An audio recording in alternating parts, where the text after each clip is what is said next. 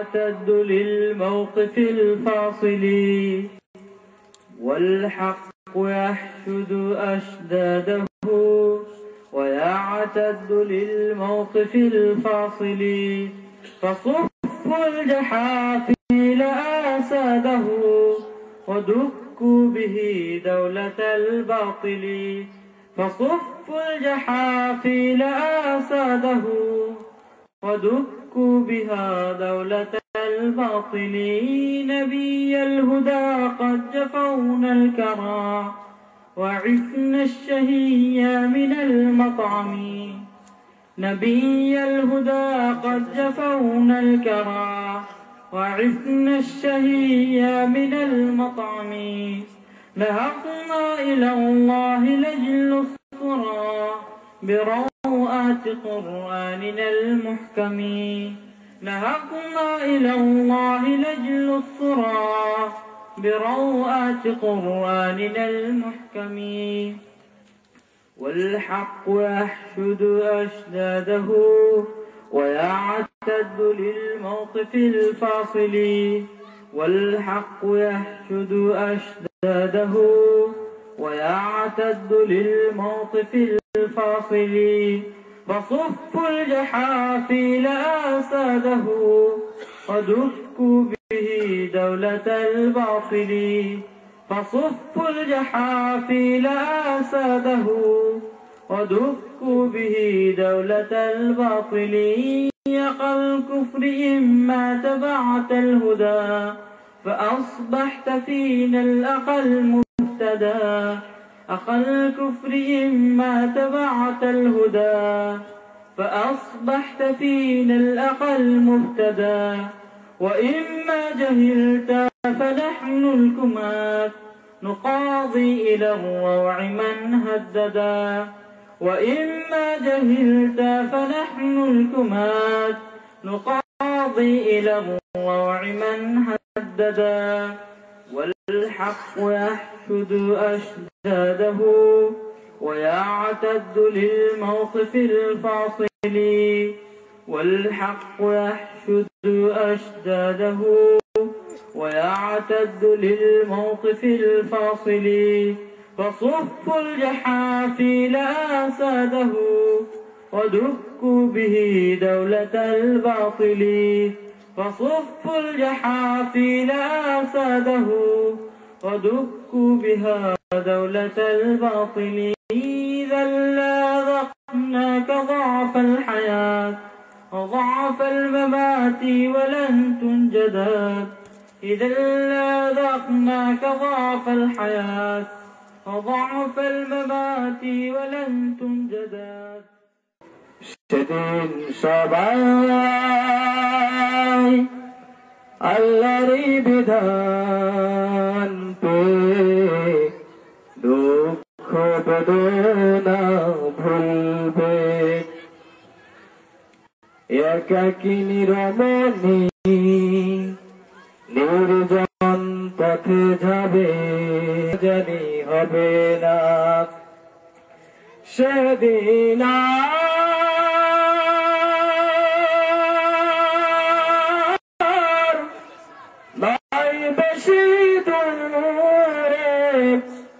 সেদিন নয় বেশি তোরে আর কিছু পথ গেলে মিলবে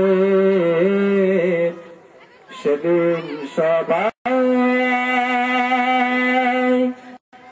আল্লাহরই বিধান পেয়ে দুঃখ বেদনা ভুলবে। আসসালামু আলাইকুম। সম্মানিত সুধীয় মণ্ডলী, এবার আপনাদের সম্মুখে আপনাদেরই অতি পরিচিত সাহেব আমানুল নবীন ইসমাইল সাহেব বর্তমান আমাদের মঞ্চে ভূমিষ্ঠ আছেন। সাহেব আমানুল্লাহ সাহেবকে আমি সংক্ষেপে কিছু আলোচনা করার জন্য বিনীতভাবে অনুরোধ করছি। السلام عليكم ورحمة الله وبركاته. إن الحمد لله نحمده ونصلي ونسلم على رسوله الكريم. أما بعد আল্লাহ পাকের অশেষ মেহেরবানিতে আঙ্গারজোড়া যুব সমাজের উদ্যোগে আয়োজিত আজকের এই বিশাল ওয়াজ মাহফিল, যে আল্লাহ পাক এই ওয়াজ মাহফিলে আসার তৌফিক দান করলেন, তারই বারগাহে শুকরিয়া আলহামদুলিল্লাহ। নবী মুহাম্মদুর রাসূলুল্লাহ সাল্লাল্লাহু আলাইহি ওয়াসাল্লামের উপরে অসংখ্য অগণিত দরুদ ও সালাম বর্ষিত হোক। আল্লাহুম্মা সাল্লি আলাইহি আল্লাহুম্মা বারিক আলাইহি। আমাকে যে গুরু দায়িত্ব দেওয়া হয়েছে আজকের এই অনুষ্ঠানের,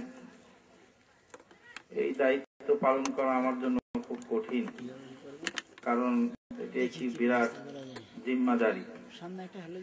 এই জিম্মাদারির উপযুক্ততা আমার ভিতরে আছে বলে আমি মনে করি না। তারপরেও আপনারা স্নেহ করে বা ভালোবেসে দায়িত্ব দিয়েছেন। আল্লাহ পাকের দরবারে আপনারা দোয়া করবেন যেন এই দায়িত্ব সুষ্ঠুভাবে পালন করার শক্তি আল্লাহ পাক আমাকে দান করেন। উদ্বোধনী ভাষণে আপনাদের কাছে আমি আরজ করছি, যুবক ভাইয়েরা এই মাহফিলের আয়োজন করেছেন। যুবকদের কাজের ভিতরে অনেক ভুল ভ্রান্তি থাকতেও পারে। যদি কোনো ত্রুটি বিচ্যুতি পরিলক্ষিত হয়, সেটা আপনারা নিজ গুণে সংশোধন করবেন। এই প্রোগ্রামের ভলান্টারির দায়িত্ব আমার আপনার প্রত্যেকেই নিজে নিজে শৃঙ্খলা বজায় রাখার চেষ্টা করব ইনশাআল্লাহ। ওলামায়ে কেরামগণ যা আলোচনা করবেন আপনারা প্রয়োজনে সেগুলি নোট করবেন। কারো যদি জিজ্ঞাসা থাকে তাহলে প্রশ্ন আকারে পাঠাবেন, ইনশাআল্লাহ উত্তর দেওয়ার চেষ্টা করা হবে। কোন প্রকার আইন শৃঙ্খলা পরিপন্থী কোনো কাজ এখানে করবেন না আশা রাখি। কেউ যদি কোনো দুরভিসন্ধি নিয়ে এসে থাকেন, মেহেরবানি করে চলে যাবেন। কঠোর হস্তে তার দমন করা হবে ইনশাআল্লাহ। আজকে আমাদের পার্শ্ববর্তী বলতে ঢাকা শহরের প্রাণকেন্দ্রে একটি বিরাট অনুষ্ঠান হচ্ছে। সে অনুষ্ঠানে আমরা যোগ না দিয়ে আমরা আলাদা এখানে আবার একটি ছোট্ট অনুষ্ঠান কেন করছি? লক্ষ জনতার ঢল নেমেছে যেখানে, সেই ঢলের সাথে আমরা মিশে না গিয়ে এখানে আলাদা কেন আমরা একটা ছোট্ট অনুষ্ঠান করছি, এটা একটা প্রশ্ন। এই প্রশ্নের জবাব আপনাদেরকে ইনশাআল্লাহ আমি মাঝখানে অল্প টাইমের ভিতরে দিব ইনশাআল্লাহ। তো কাজেই এই বলে প্রোগ্রামে আল্লাহ পাক সুন্দর ও সুষ্ঠুভাবে পরিচালনা করার তৌফিক দান করুন এবং আপনাদের সার্বিক সহযোগিতা কামনা করে, আর আপনারা যে আমার প্রতি স্নেহ করেছেন সেই জন্য আপনাদের জন্য আন্তরিক দোয়া রেখে আমি উদ্বোধনী ভাষণ সমাপ্ত করলাম। সুবহানাকা আল্লাহুম্মা ওয়া বিহামদিকা আশহাদু আল্লা ইলাহা ইল্লা আনতা আস্তাগফিরুকা ওয়া আতুবু ইলাইক। আসসালামু আলাইকুম ওয়া রাহমাতুল্লাহি ওয়া বারাকাতুহু। ইন্নাল হামদালিল্লাহ নাহমাদুহু ওয়া নাস্তাঈনুহু ওয়া নাস্তাগফিরুহু ওয়া নু'মিনু বিহি ওয়া নাতাওয়াক্কালু আলাইহি ونعوذ بالله من شرور أنفسنا ومن سيئات أعمالنا من يهده الله فلا مضل له ومن يضلل فلا هادي له وأشهد أن لا إله إلا الله وحده لا شريك له وأشهد أن محمدا عبده ورسوله الذي أرسله بالحق بشيرا ذكرى লাগিয়ে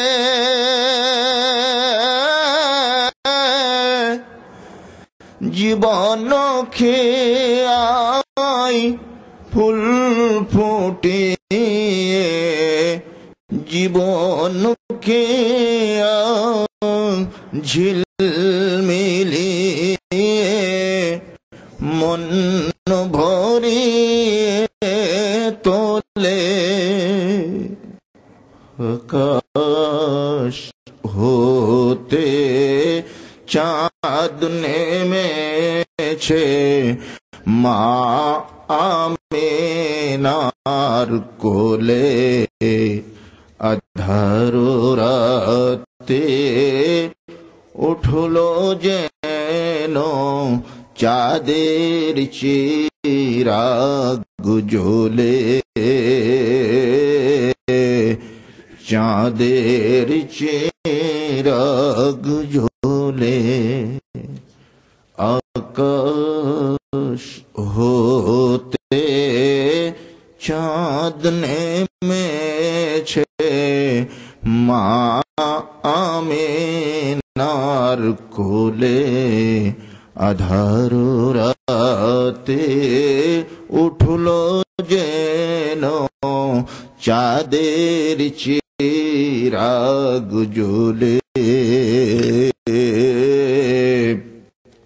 চাঁদের চিরাগ জ্বলে।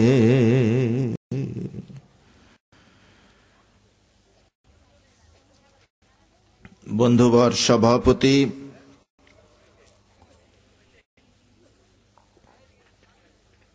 উপস্থিত আমন্ত্রিত উলামায়ে কেরাম, সম্মুখে উপবিষ্ট অত্র এলাকার দিন দরদি মুসলিম ভ্রাতৃমণ্ডলী, পর্দার অন্তরালে সহজ সরলা মা ও ভগ্নীগণ, বক্তব্যের প্রারম্ভে আলোচনার শুরুতে সেই মহান রব্বুল আলামিনের বারগাহে লক্ষ কোটি সুজুদ ও শুকরিয়া জ্ঞাপন করছি যে আল্লাহ পাকের অসীম রহমত,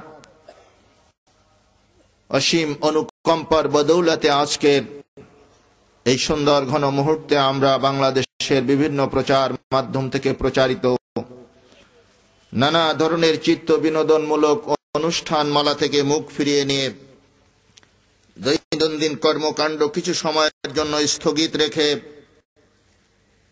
কিতাব ও সুন্নাতের এই আলোচনা সভায় সমবেত হতে পেরেছি। শুকরিয়া তান পাঠ করি আলহামদুলিল্লাহ। অতঃপর দরুদ ও সালাত বর্ষিত হোক শাকায়ে নামদার তাজদারে মদিনা বুলবুলে মদিনা মুফাখখরে মওজুদাত সাহিবুল কিবলাতাইন ওয়া হিজরাতাইন, জাতির কৌস্তুক মণি, আরবের শিরোমণি, মানবের মাথার মণি, আমিনার দুলাল, সন্ধির স্থপয়িতা, মজলু মানুষের বন্ধু, কামতের কান্ডারি, হিদায়েতের দীপ্ত নকিব, মহাবিপ্লবের মহানায়ক জনাবে মুহাম্মদুর রাসূলুল্লাহ সাল্লাল্লাহু আলাইহি ওয়াসাল্লামের উপর যে রাসূল ছাড়া কাল কিয়ামতের কঠিনতম দিনে অন্য কোন পীর ফকির ওলি দরবেশ গাউস কুতুব তো দূরের কথা 315 জন রাসূল সহ 1,24,000 পয়গম্বরের ভিতর থেকে কোনো একজন নবীও আল্লাহ পাকের দরবারে হিসাবটা এই মুহূর্তে শুরু করা হোক, হিসাবটা এই মুহূর্তে শুরু করা হোক, হিসাবটা এই মুহূর্তে শুরু করা হোক, এতটুকু দুঃসাহস দেখাতে পারবেন না। জোরে কই সুবহানাল্লাহ। প্রত্যেকটি নবী নফসি নফসি করে নিজের জন্য বিব্রত বোধ করবেন। একমাত্র পয়গম্বর মুহাম্মদ রাসূলুল্লাহ সাল্লাল্লাহু আলাইহি ওয়াসাল্লাম আখিরি জামানার নবী, তার উম্মতের জন্য আল্লাহ রাব্বুল আলামিনের দরবারে পাগল পরা হয়ে ছোটাছুটি করবেন, ক্রন্দন করতে থাকবেন, আরশে আজিমের নিচে সিজদায় পড়ে অঝোর নয়নে কান্নায় রত হয়ে যাবেন। সেই উম্মত দরুদি নবীর উপরে সমস্ত দরুদ এবং সালাত বর্ষিত হোক, সকলেই বলি আমিন। সম্মানিত সুধী মণ্ডলী, হাসরের মাঠ, কিয়ামতের মাঠ, অত্যন্ত কঠিনতম স্থান। যে বিষয়ে আমাকে আলোকপাত করার জন্য বলা হয়েছে সেদিন, আল-ইয়াওমা তুজজা কুল্লু নাফসিন বিমা কাসাবাত লা যুলমাল ইয়াওম। আল্লাহ রাব্বুল আলামিন কুরআনুল কারীমের ভিতরে বলছেন, সেই দিন প্রত্যেকটি ব্যক্তির, মানব দানব সকলেই তার প্রতিদান পেয়ে যাবে, এমনকি জীবজন্তুরাও তাদের প্রতিদান পাবে। হাসরের মাঠে হিসাব শুধু মানুষের হবে না, জিনদের হবে না, জন্তু জানোয়ার গুলোরও হিসাব হবে। জোরে কান সুবহানাল্লাহ। বিশ্বনবী বলছেন, শোনো, কোন শিংওয়ালা গরু যদি ওয়াশিংওয়ালা গরুকে গুতা মেরে থাকে দুনিয়ার জমিনে, বন্যাই ভাবে কিয়ামতের ময়দানে মহান রব্বুল আলামিন ওই বেশিংওয়ালা গরুটিকে শিং গজিয়ে দিবেন এবং বলবেন, তোমাকে যেই পরিমাণ গুতা মেরেছিল সেই একই জোরে একই শক্তি প্রয়োগের মাধ্যমে তুমি আজকে গুতা মেরে সেই প্রতিশোধ গ্রহণ করে নাও। তুজজা কুল্লু নাফসিন বিমা কাসাবাত লা যুলমাল ইয়াওম। প্রত্যেকটি জন্তু জানোয়ার জানদার নফস যাদের রয়েছে তাদের হিসাব হবে। তবে হিসাবের পরে প্রতিদান প্রাপ্ত হবে শুধু মানব দানব, আর কাউকে প্রতিদান দেওয়া হবে না। জান্নাত জাহান্নামের ফয়সালা হবে না, ওখানেই তাদের পর্ব শেষ হয়ে যাবে। পার্থক্য এখানে, কিন্তু হিসাব সবার হবে। সেই দিনে, কঠিনতম দিনে মানুষরা বিব্রত বোধ করবে, অবর্ণনীয় কষ্ট তারা সহ্য করবে। আল্লাহ রাব্বুল আলামিনের হাবিব বলছেন হাদিস পাকের মধ্যে, সূর্যকে মাত্র কয়েক কিংবা 1 থেকে 1.5 কিলোমিটারের মধ্যে, 1 মাইলের মধ্যে মানুষের মাথার উপরে আনায়ন করা হবে। ওই সূর্যের প্রচন্ড তাপে মানুষের মগজগুলো টকবক করে ফুটতে থাকবে, ঘাম ঝরতে ঝরতে ওই মানুষগুলো ঘামের সরোবরে হাবুডুবু খাবে। আপনারা কি সামনে একটু এগিয়ে বসতে পারেন? জায়গা আছে না সামনে? জায়গা কি আছে? পিছনে কিছু ভাই এসে কষ্ট পাচ্ছেন, তারা দাঁড়িয়ে থাকছেন। যদি সম্ভব হয় তাহলে এই কর্নার গুলো ফাঁকা বন্ধ করে দিয়ে আপনারা একটু এটে সেটে বসুন। যেহেতু শীতের দিন, সুতরাং ঘিঞ্জি হয়ে বসলে অসুবিধা না হওয়ারই কথা। তো পিছনের ভাইদের উপরে একটু এহসান করে আপনারা একটু এটে সেটে বসুন। হ্যাঁ, সামনে এগিয়ে আসুন। মাশাআল্লাহ, জাযাকুমুল্লাহু খায়রান জাযা।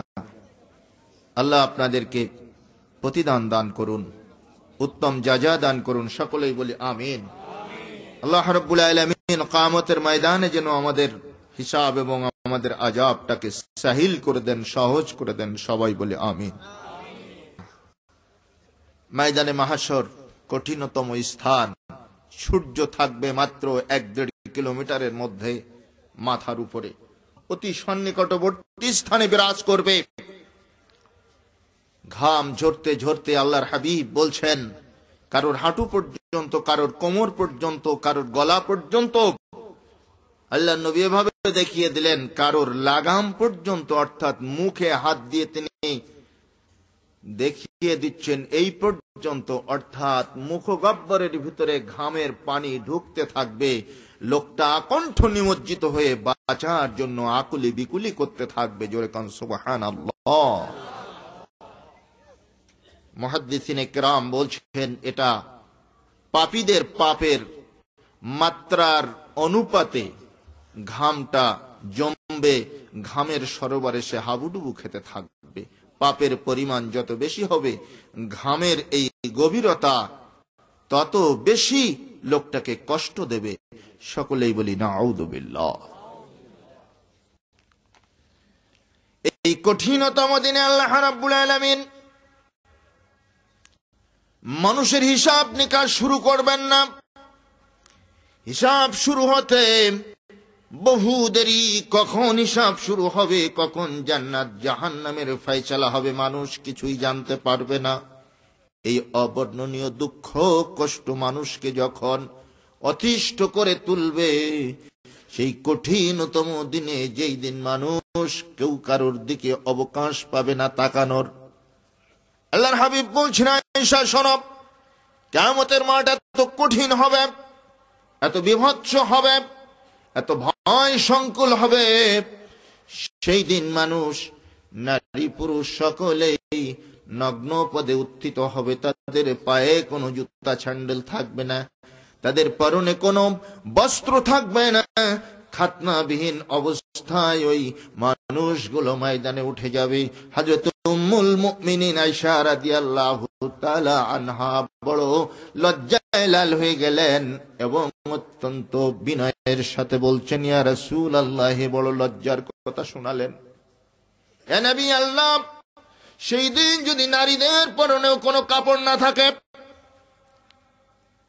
আমরা এই লজ্জা কোথায় ঢাকবো, কোথায় রাখবো?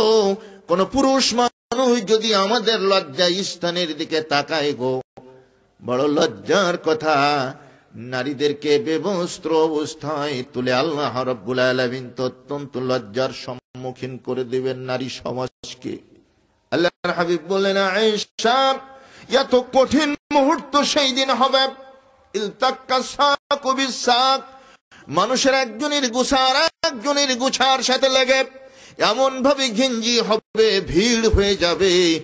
মানুষ দাঁড়িয়ে অতিষ্ঠ হয়ে কষ্ট করতে করতে এত বিব্রত বোধ করবে যে একজন আর একজনের শরম গাহের দিকে তাকানোর কোনো অবকাশ পাবে না।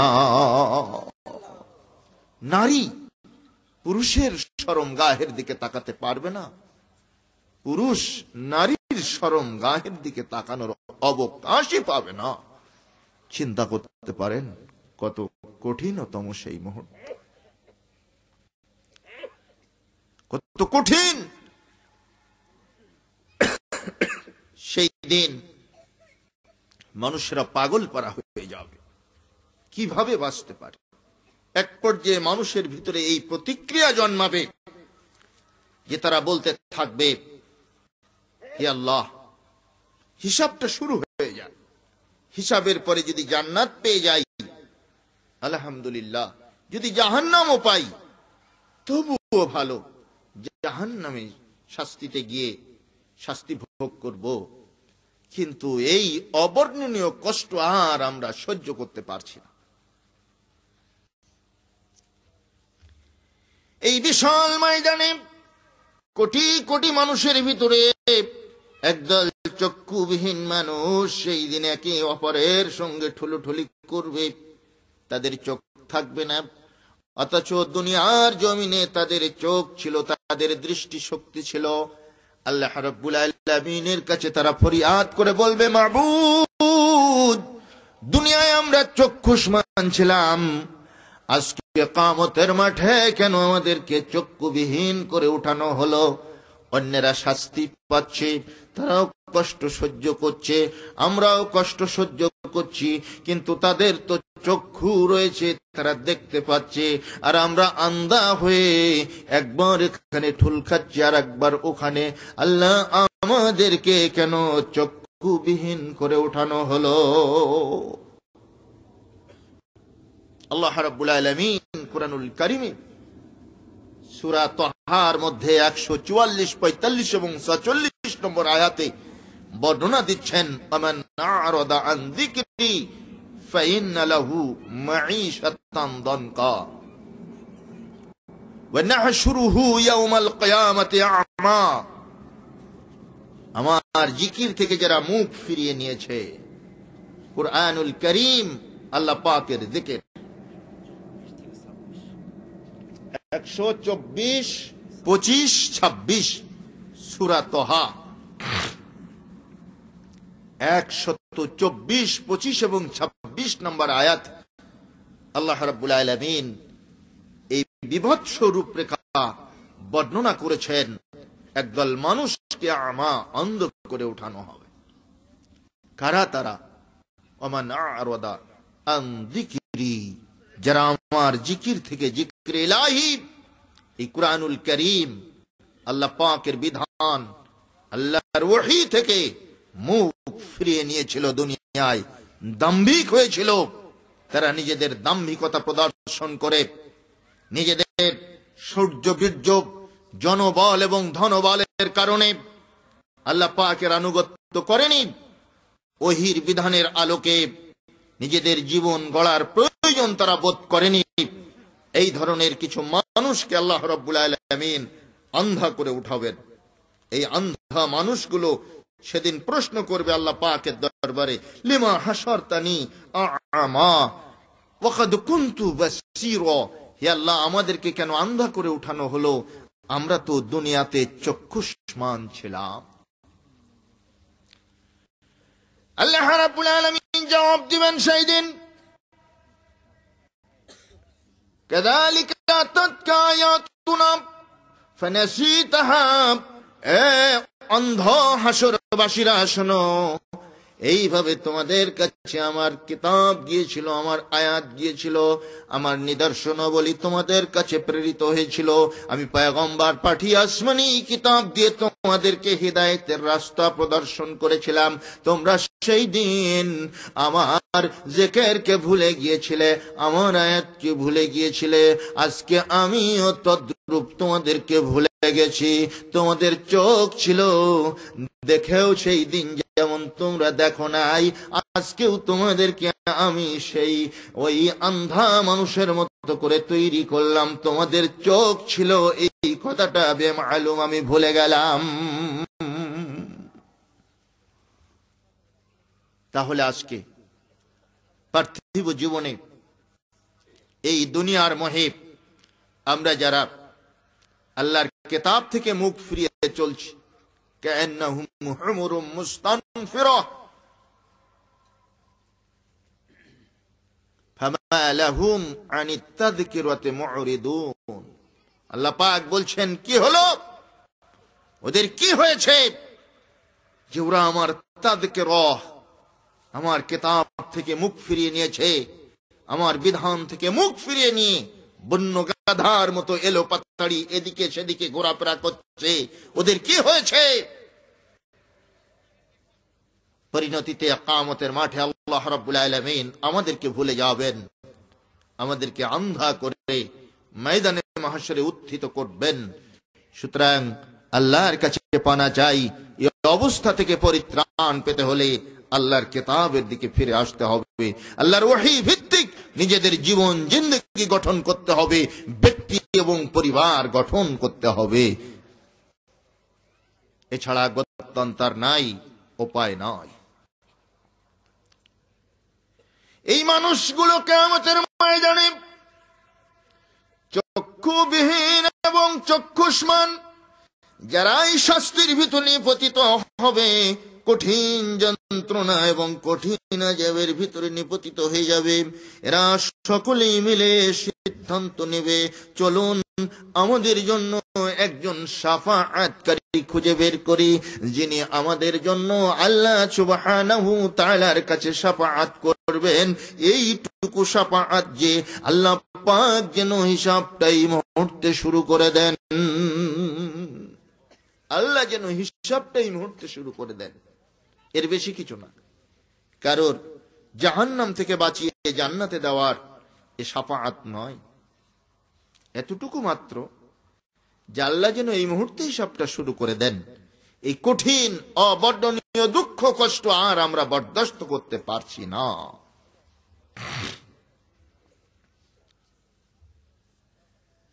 মানুষরা সিদ্ধান্ত গ্রহণ করার পরে চলে যাবে হযরত আদম আলাইহিস সালামের কাছে। তার কাছে গিয়ে বলবে আনতা আবুল বাশার ফাশফি লানা ইয়া আদম, হে আদম আপনি দুনিয়ার সমস্ত মানুষের পিতা, আমাদের জন্য একটু শাফাআত করুন। মহান আল্লাহ পাক যেন এই সবটা এই মুহূর্তে শুরু করে দেন। আপনার কাছে এসেছি, আপনি প্রথম মানব এবং প্রথম পয়গম্বর, আল্লাহ যেন এই মুহূর্তে সবটা শুরু করে দেন। বুখারী শরীফ জিলদে সানি কিতাবুত তাফসীরে এই হাদিস বিশদভাবে আলোচিত হয়েছে। ক্বালা আদামু লাস্তু হুনাকুম ইতু নূহান আলাইহিস সালাম, হযরত আদম আলাইহিস সালাম বলবেন, হে হাসরবাসী, আমি ওই জায়গায় যেতে পারবো না, আমার বড় ভয় করে। জোরে কান সুবহানাল্লাহ।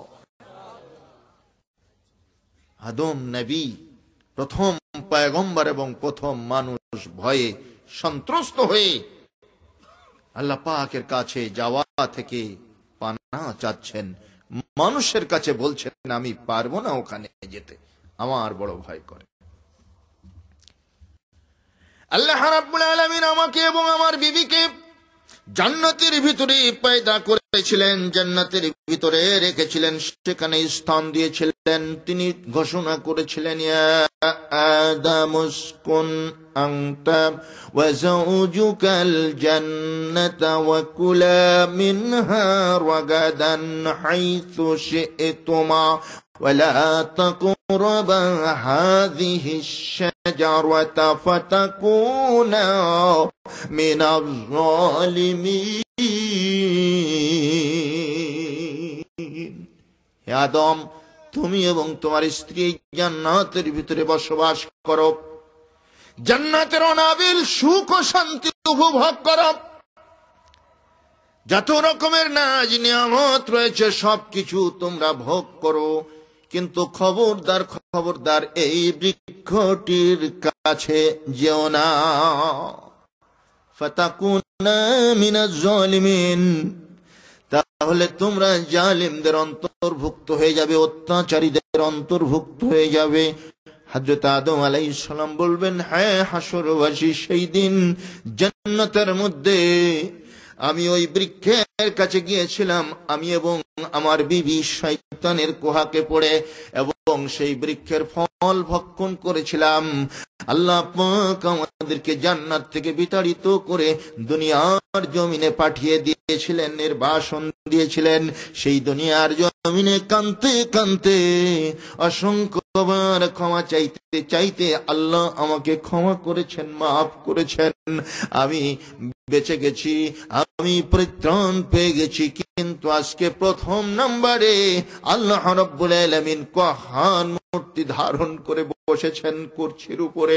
তাজিউল কুজাত, সমস্ত সৃষ্টিকুলের একমাত্র বিচারপতি, চিফ জাস্টিস হয়ে তিনি বসেছেন। তিনি ছাড়ার কেউ বিচারক নাই, সর্বময় কর্তৃত্বের অধিকারী আর কেউ নয়। সুতরাং আজকে রব্বুল আলামিনের সামনে আমি যদি প্রথম নম্বরে চলে যাই, আর আল্লাহ যদি আমাকে দেখে সেই দিনের কথা মনে করে যদি হালাক করে দেন, আমি আদম ধ্বংস হয়ে যাব, বরবাদ হয়ে যাব। সুতরাং না না, আমি ওই জায়গায় যেতে পারবো না, তোমরা চলে যাও হযরতে জলিলুল কদর পয়গম্বর নূহ আলাইহিস সালামের কাছে চলে যাও। মানুষরা হযরতে নূহ আলাইহিস সালামের কাছে চলে যাবে। আনতা নূহু নবিয়ুল্লাহ ফাশফি লানা ইয়া নূহ, হে নূহ আপনি দ্বিতীয় আবুল বাশার। দুনিয়া প্লাবনে ধ্বংসপ্রাপ্ত হলো, তারপরে আল্লাহ পাক আপনাকে দিয়ে আবার আবাদ করলেন। এই হিসাবে আপনি আবুল বাশার আস-সানি, দ্বিতীয় আবুল বাশার। আপনার কাছে এসেছি, আপনি প্রখ্যাত পয়গম্বর, প্রখ্যাত নবী, আমাদের জন্য একটু শাফাআত করুন। আল্লাহ যেন এই মুহূর্তে হিসাবটা শুরু করে দেন। আলাইহিস সালাম, হযরত নূহ আলাইহিস সালাম কেন্দে দিয়ে বলবেন, হাসরবাসী আমি পারবো না, তোমরা চলে যাও। হযরতে জলিলুল কদর পয়গম্বর ইব্রাহিম খলিলুল্লাহর কাছে চলে যাও, আমি ওই জায়গায় যেতে পারবো না। আল্লাহ রাব্বুল আলামিন কহ্হার মূর্তি ধারণ করে বসেছেন, আল্লাহ চিফ জাস্টিস হয়েছেন, কাজুল কুজাত হয়ে বসেছেন। আজকে আল্লাহ ছাড়া আর কোনো বিচারক নেই, কোনো কর্মকর্তা নেই, কোনো শক্তি নেই, কোন রকমের কোন প্রতিপালক নেই। হাসরের মাঠের একচ্ছত্র আধিপত্য, একচ্ছত্র কর্তৃত্ব শুধুমাত্র আল্লাহ পাকের। সুতরাং আমার সাহসে কোলায় না, তোমরা চলে যাও। হযরতে ইব্রাহিম খলিলুল্লাহ আলাইহিস সালামের কাছে চলে যাও। আমার বড় ভয় লাগে। হযরতে নূহ আলাইহিস সালাম তার ব্যক্তিগত ত্রুটি বিচ্যুতি সামান্য সেটা উল্লেখ করবেন। তার পুত্র কেনানকে, কেনান ঈমান আনায়ন করেনি, তারপরেও নূহের কিস্তিতে তাকে ওঠানোর জন্য হাত বাড়িয়ে দিছিল। এই কথাটুকু মনে করে হযরতে নূহ আলাইহিস সালাম বড় ভীত সন্ত্রস্ত হয়ে পড়বেন। তিনি বলবেন, আমি পারবো না ওই জায়গায় যেতে, তোমরা চলে যাও। হযরত ইব্রাহিম খলিলুল্লাহ আলাইহিস সালামের কাছে চলে যাও। আল্লাহ আপনাকে বন্ধু হিসেবে গ্রহণ করেছেন। খলিল মানে হলো বন্ধু। জোরে কোন, খলিল মানে কি? খলিল মানে হচ্ছে বন্ধু। আল্লাহ পাক ইব্রাহিম আলাইহিস সালাতু ওয়াস সালামকে খলিল হিসেবে গ্রহণ করেছিলেন। কোরআনুল কারীমে আল্লাহ ঘোষণা দিয়েছেন, বাত্তাখাদাল্লাহু ইব্রাহিম খলিলা। আল্লাহ সুবহানাহু তাআলা ইব্রাহিম আলাইহিস সালামকে বন্ধু হিসেবে গ্রহণ করেছিলেন। জোরে বলি আলহামদুলিল্লাহ। ইব্রাহিম আলাইহিস সালামকে আল্লাহ খলিল হিসেবে গ্রহণ করেছিলেন কেন? বন্ধু হিসেবে গ্রহণ করেছিলেন কেন? ইব্রাহিম আলাইহিস সালাম আল্লাহ প্রদত্ত পরীক্ষায় পাশ করেছিলেন। অনেকগুলো পরীক্ষা আল্লাহ তাকে করেছিলেন। ইব্রাহিম আলাইহিস সালাম, আল্লাহ পাক বলছেন, ওয়াইযিবতালা ইব্রাহিম রাব্বুহু ফাতাম্মাহুন বিকালিমাত ফাতাম্মাহুন। আল্লাহ অনেক পরীক্ষা ইব্রাহিম আলাইহিস সালামের করেছিলেন। ইব্রাহিম আলাইহিস সালাম সফল কাম হয়েছিলেন। সেই পরীক্ষাগুলো তিনি পরিপূর্ণ করেছিলেন, তিনি পাশ করেছিলেন। যেরকম আলহামদুলিল্লাহ। তার মধ্যে কঠিনতম পরীক্ষা ছিল পুত্রের কুরবানি, তাই না? একদা নিশীতে তিনি স্বপ্ন দেখছেন। ইব্রাহিম আলাইহিস সালাম স্বপ্ন দেখছেন, কি কুরবানি দাও? কি? প্রিয় বস্তু। এটা কুরবানি দিতে স্বপ্ন দেখলেন। এ ব্যাপারে কারো দ্বিমত আছে নাকি? আমি একটু দ্বিমত পোষণ করি। প্রিয় বস্তু কুরবানি দাও, এ মর্মে ইব্রাহিম আলাইহিস সালাম স্বপ্ন দেখেছেন, এরকম কোন নদীর কুরআনুল কারীমে পাওয়া যায় না। স্বপ্নের কথা যেখানে এসেছে, সূরা ইয়াসিনের পরে একটি সূরা আছে, তার নাম হচ্ছে সূরাতুস সাফফাত। এই সূরার ভিতরে আল্লাহ রাব্বুল আলামিন ইব্রাহিম আলাইহিস সালাম কি স্বপ্ন দেখেছিলেন সেটা বর্ণনা করেছেন। তো সেখানে প্রিয় বস্তুর কথা পাওয়া যায় না। অথচ আমাদের দেশের অধিকাংশ মানুষের ধারণা বা অধিকাংশ বক্তব্যের মঞ্চ থেকে এভাবেই বলা হয়, ইব্রাহিম আলাইহিস সালাম স্বপ্ন দেখলেন, হে আমার খলিল, তোমার প্রিয় বস্তু কুরবানি দাও। প্রভাত কালে উঠে খলিল করতে খোদার হুকুম তামিল, 100 উট জবাই দিলেন, এমনি মনের বলখানি। স্বপ্নে খোদা ইব্রাহিমে বলিল, হে জোরবানি, হে প্রিয় বন্ধু আমার, মোর নামে দাও কুরবানি। প্রভাত কালে উঠে খলিল করতে খুদার হুকুম তামিল, 100 উট জবাই দিলেন, এমনি মনের বলখানি। এভাবে কবিতা আবৃত্তি করা হয়ে থাকে, বুঝানো হয়ে থাকে জাতিকে। ইব্রাহিম আলাইহিস সালাম প্রিয় বস্তু কুরবানি দাও স্বপ্ন দেখেছিলেন, তিনি 100 উট কুরবানি দিলেন। পরের নিশিতে আবার স্বপ্ন দেখছেন কুরবানি দাও প্রিয় বস্তু, তিনি আবারও 100 উট কুরবানি দিলেন। পরের নিশিতে আবার স্বপ্ন দেখছেন প্রিয় বস্তু কুরবানি দাও। ইব্রাহিম খলিল বুঝলেন কুরবানি হয়নি, তাই তিনি এবার চিন্তা করে অঙ্ক কষে কষে প্রিয় বস্তু কি সেটা নিরূপণ করলেন পরিশেষে, যে আমার প্রিয় বস্তু তো হযরতে ইসমাঈল আলাইহিস সালাম। তখন আপন পুত্রকে কুরবানি দেওয়ার জন্য তিনি উদ্যত হলেন। এভাবেই বক্তব্য দেওয়া হয়ে থাকে এবং এভাবেই আমাদের কনসেপশন, আমাদের চিন্তা চেতনা গড়ে উঠেছে, আকীদা তৈরি হয়েছে, কিন্তু কথাগুলো সঠিক নয়। আল্লাহ পাক স্পষ্ট বর্ণনা করেছেন, ফালাম্মা বালাগা মাআহুস সা'য়া قال يا بني إني أرى في المنام أني أذبحك فانظر ماذا ترى। হযরত ইব্রাহিম আলাইহিস সালাম ঘুমের ভিতরে স্বপ্ন দেখছেন, যখন ওই পুত্র সন্তানটা তার সাথে চলাফেরা করার উপযোগী হয়েছে, যখন নাদুস নুদুস চেহারা হয়েছে, পিতার বিভিন্ন কর্মকাণ্ডে সহযোগিতা করার মতো একটা পর্যায়ে এসেছে, এমনই একটি পর্যায়ে হঠাৎ করে আল্লাহর খলিল স্বপ্নের ভিতরে দেখতেছেন, আন্নী আযবাহুকা, আমি তোমাকে জবাহ করতেছি। হযরত ইব্রাহিম বলছেন তার পুত্র হযরত ইসমাঈল আলাইহিস সালামকে, হে আমার কলিজার টুকরা পুত্র, প্রাণাধিক পুত্র, আমি স্বপ্নের ভিতরে দেখলাম আমি তোমাকে জবাহ করতেছি। অতঃপর তোমার মতামত কি, তোমার রায় কি, তোমার মন্তব্য কি, তোমার বক্তব্য কি, তুমি পেশ করো। قال يا أبت افعل ما تؤمر ستجدني إن شاء الله من الصابرين।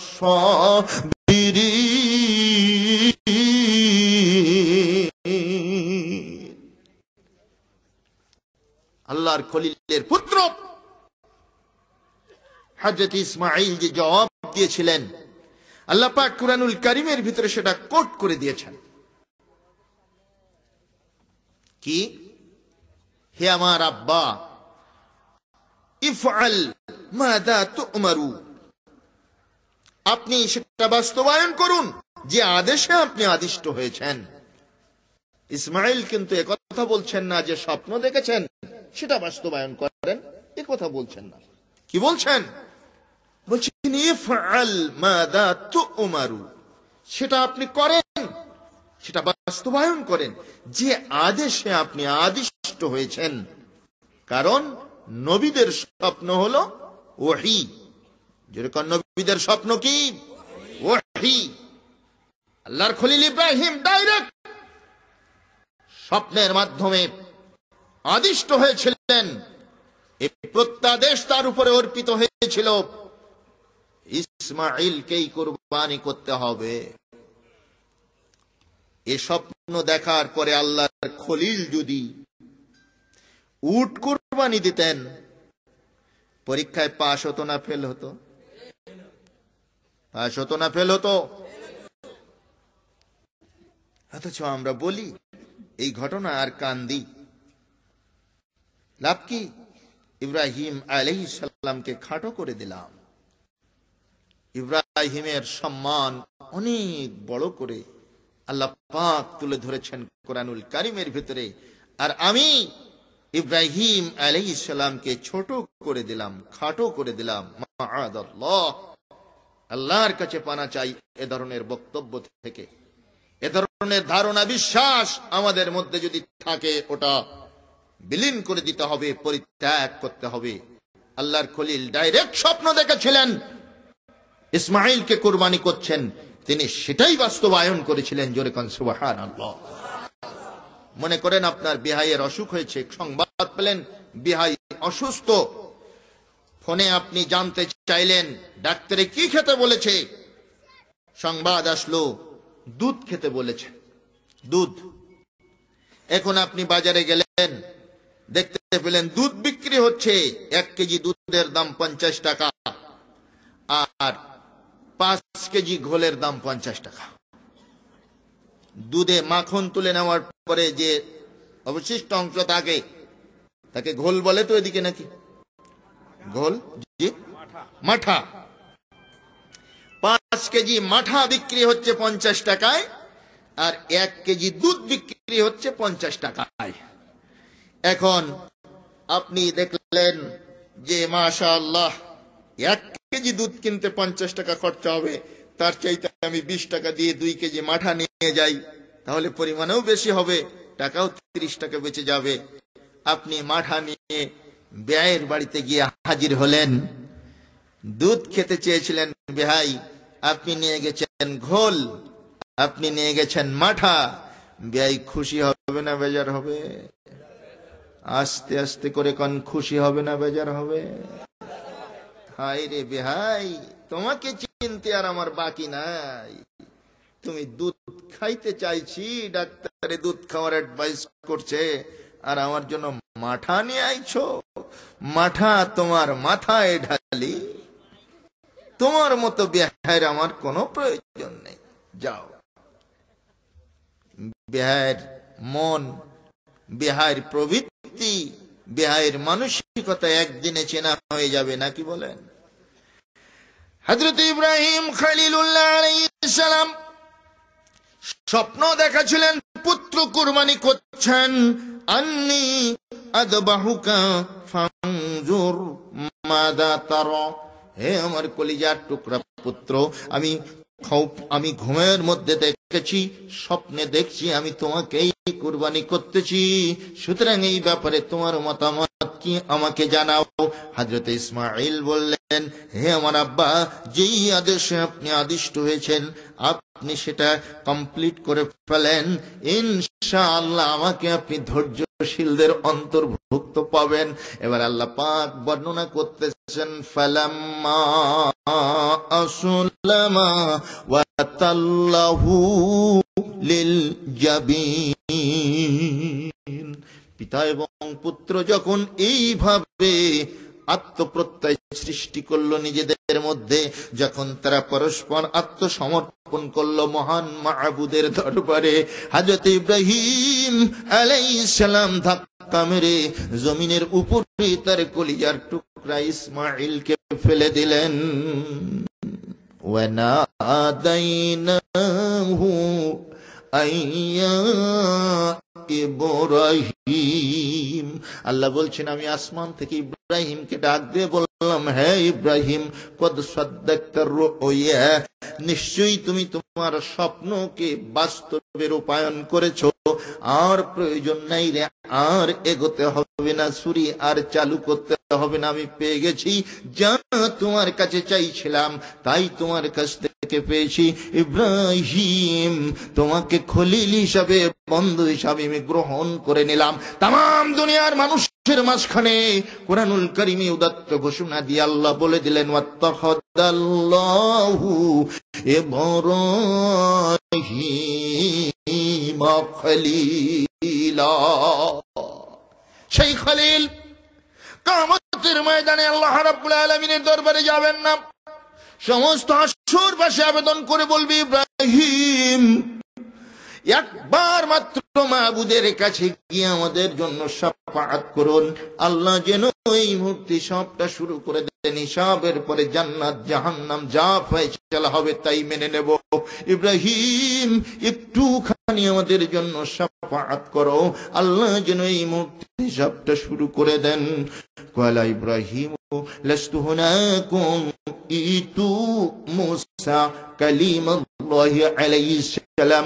হযরত ইব্রাহিম আলাইহিস সালাম একই সুরে বক্তব্য দিয়ে বলবেন, হাসরবাসী আমি পারবো না ওই জায়গায় যেতে, আমার বড় ভয় করে, জিন্দেগিতে ডাইরেক্ট মিথ্যা না বললেও 3টি জায়গাতে তাওরিয়া করেছিলাম, 3 জায়গাতে সত্যকে গোপন করেছিলাম আমার কওমকে বোঝানোর জন্য।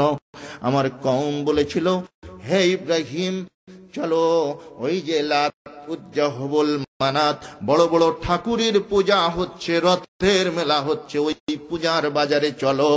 আমি ইব্রাহিম বলেছিলাম ইন্নী সাকিম, আমি পীড়িত, অসুস্থ, তোমরা যাও, আমি যাব না। মুফাসসিরিনে কেরাম বলছেন যে ইব্রাহিম আলাইহিস সালাম মূলত মিথ্যে বলেন নাই, কারণ মানুষের অসুস্থতা 2 প্রকারের। কয় প্রকারের? কয় প্রকার? 2 প্রকার, একটা দৈহিক আর একটা মানসিক।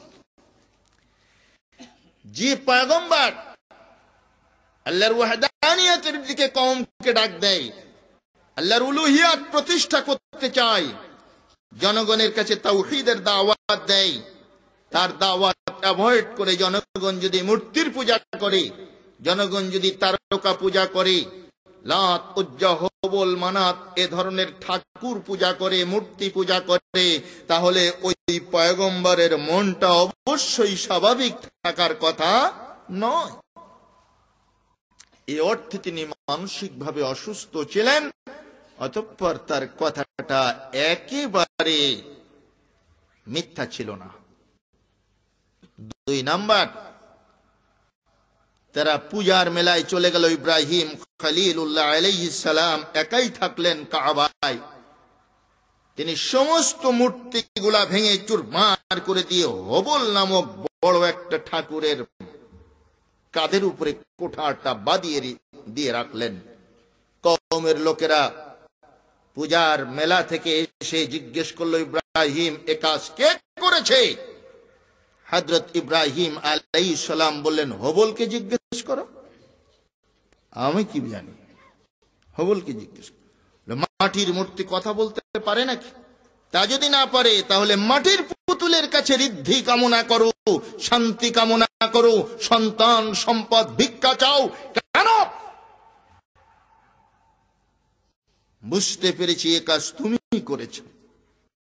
আমি তো দেখছি হবল ঠাকুরের ঘাড়ে কুঠার বাঁধানো আছে, দেখে তো মনে হচ্ছে উনি করেছেন। ছোট ছোট মূর্তিগুলাকে হয়তো তাৎক্ষণিকভাবে কোনো কিছু করার জন্য নির্দেশ করেছিলেন, এরা সেটা মানেনি, অবমাননা করার কারণে রাগে ক্ষোভে দুঃখের সমস্ত পুতুলগুলা ভেঙে চুরমার করে দিয়েছে। দেখাই তো যাচ্ছে কুঠার ঘাড়ে বাঁধানো রয়েছে। আমাদের বোকা পেয়েছো নাকি? মাটির পুতুল ও কি কোপাতে পারে? ও কি চলতে পারে? ও কি উঠতে পারে? ও কি বসতে পারে? হযরত ইব্রাহিম আলাইহিস সালাম বললেন, তাহলে এই অথর্ব, অকর্মণ্য, অপদার্থ মাটির পুতুলিকা এর পূজা কেন করো? এ কি করে মানুষের কল্যাণ সাধন করবে যে নিজের সামনে এত বড় একটা রোজকে আমদ ঘটে গেল, বলতেই পারছে না কে করেছে, তার পূজা করতে লাভ কি? তখন কওমের লোকেরা বলছে, বুঝতে পেরেছি এ কাজ তুমিই করেছো। ইব্রাহিম আলাইহিস সালাম তখন আর কোনো কথা বললেন না। কি বলেন? মাটির পুতুল কি মানুষের কল্যাণ অকল্যাণ সাধন করতে পারে? পারে? কোন আত্মরক্ষা করার ক্ষমতা তার আছে?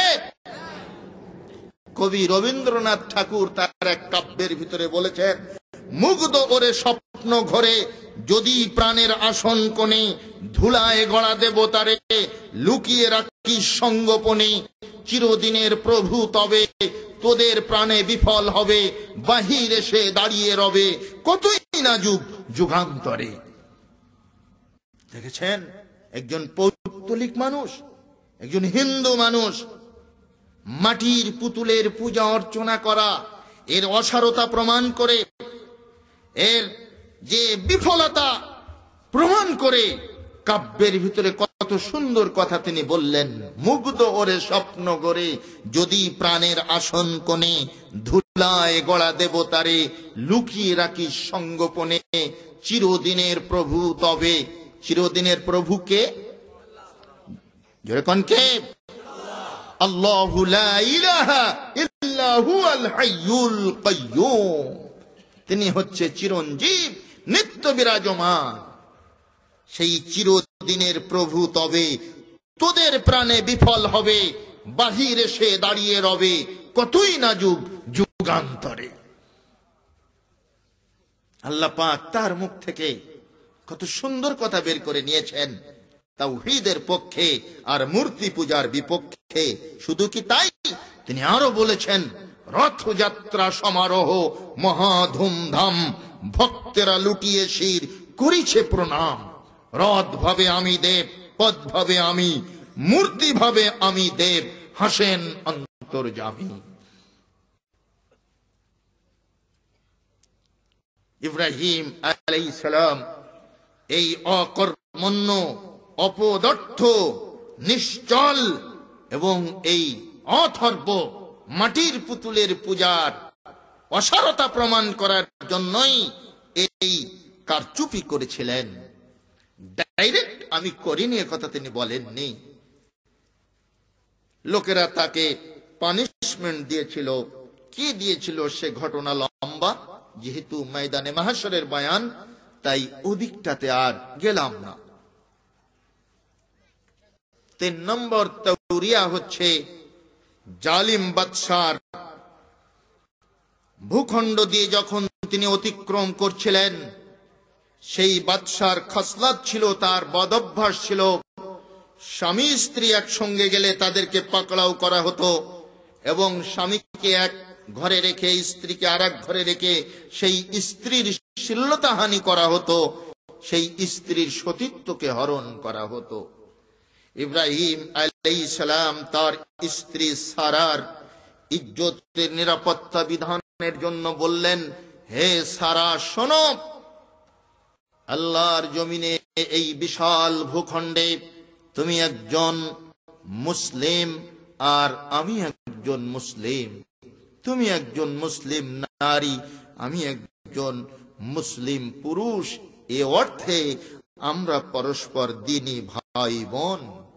সুতরাং জালিম বাদশার লোকজন যদি আমাদের পাকড়াও করে, তাহলে তুমি বলবে ওটা আমার ভাই আর আমি বলবো ওটা আমার বোন।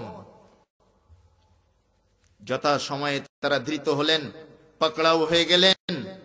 2 প্রকোষ্ঠের ভিতরে রেখে সারাকে জিজ্ঞেস করা হলো ওইটা কে, বলল আমার ভাই। ইব্রাহিমকে জিজ্ঞেস করা হলো ওটা কে, বলল আমার বহিন।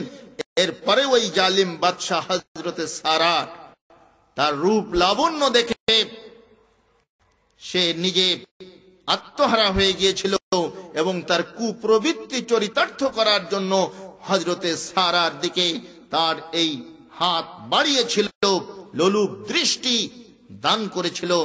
আল্লাহ পাক সাথে সাথে তাকে অবশ করে দিয়েছিলেন, প্যারালাইজড করে দিয়ে তাকে সেখানেই অপদার্থের মতো পড়ে থাকতে হয়েছিল। এই অবস্থা থেকে বাঁচার জন্য সে সারার কাছে দোয়া করতে বলেছিল, তওবা করেছিল, হে সারা আমার জন্য দোয়া করুন, আমি আর এই বদ খাসলত চরিতার্থ করতে চাই না। হযরত সারা দোয়া করেছিলেন, লোকটা আবার তার দিকে এভাবে লোলুপ দৃষ্টিতে ধাবিত হয়েছিল, আবার ওই একই পরিণতির শিকার হয়েছিল। তখন সে আবার তওবা করেছিল। এভাবে 2 থেকে 3 বার সে তার কুপ্রবৃত্তি চরিতার্থ করতে গিয়েছিল। আল্লাহ রাব্বুল আলামিন আপন কুদরতে হযরতে সারাকে প্রোটেকশন দিয়েছিলেন, রক্ষা করেছিলেন। জোরে কোন আলহামদুলিল্লাহ। হযরত ইব্রাহিম আলাইহিস সালাম বলবেন, হে হাসরবাসী, আমি পারবো না, ওই জায়গায় যেতে পারবো না। জীবনে এই 3টি তাওরিয়া করার কারণে আমার মনের ভিতরটা অত্যন্ত দুরু প্রকম্পমান। আল্লাহ পাক আজকে 1 নম্বরে আমি ইব্রাহিম খলিলুল্লাহ, আমাকে দেখেই যদি আল্লাহ রাগান্বিত হয়ে যান এবং আল্লাহ যদি আমাকে জাহান্নাম ডিক্লেয়ার করে দেন, আমার জন্য যদি হালাক বরবাদি আল্লাহ ডিক্লেয়ার করে দেন, তাহলে আমি ধ্বংস হয়ে যাব। সুতরাং হাসরবাসী আমি পারবো না, তোমরা চলে যাও হযরত মুসা কালিমুল্লাহ আলাইহিস সালামের কাছে চলে যাও, তিনি যদি পারেন কিনা তার কাছে জিজ্ঞেস করে দেখো। আমি ইব্রাহিম আমি ওই জায়গায় যেতে পারবো না।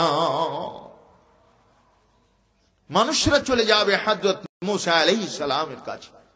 আমার ভাইরা, চিন্তা করতে হবে ময়দানে মাহশর কত কঠিন, কত বিপদ সংকুল জায়গা।